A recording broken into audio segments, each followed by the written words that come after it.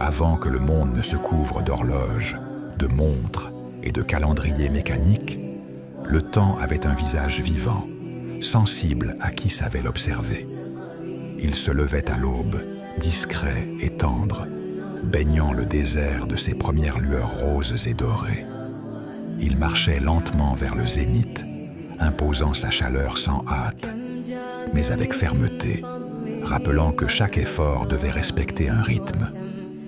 Puis il s'inclinait doucement vers le soir, emmenant avec lui la lumière et la chaleur, laissant place à l'ombre, à la fraîcheur et au repos. Le temps n'était pas un maître cruel, ni une contrainte abstraite. Il était là, simplement, allié silencieux de ceux qui savaient écouter.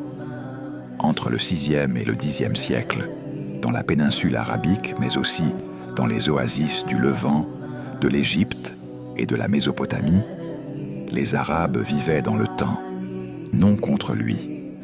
Ils ne cherchaient pas à le dominer par des instruments ou des calendriers complexes, comme on le ferait plus tard avec les astrolabes et les horloges mécaniques.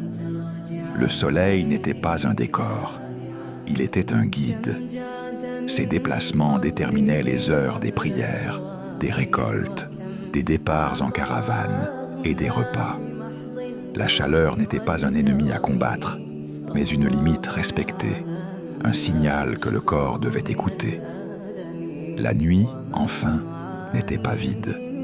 Elle était un refuge pour le repos, la contemplation et la transmission des histoires et du savoir, des anciens vers les jeunes.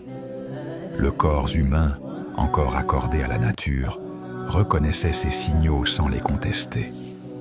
Les voyageurs dans le désert, les bergers sur les collines, les marchands dans les villes et les oasis suivaient naturellement ces rythmes. Il n'était pas nécessaire de mesurer l'heure pour savoir quand se lever, quand marcher ou quand se reposer.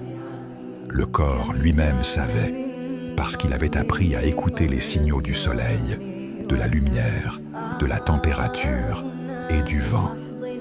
Les Arabes percevaient intuitivement que la force physique, la clarté d'esprit et même la santé durable dépendaient de cette écoute attentive.